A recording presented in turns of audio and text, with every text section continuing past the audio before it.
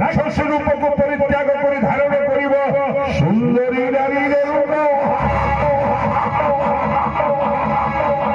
সুন্দরী নারী গুণ পারিবে চিহ্নিব পর গোপাঙ্গনা, নিজ নিজ সন্তান অর্পণ করিবে পুতনা হস্তরে। স্তনাদিগণে ভক্তি করিছিল উৎকট বিষয়, স্তন্যপান পরিবর্তে পান করাইব বিষ।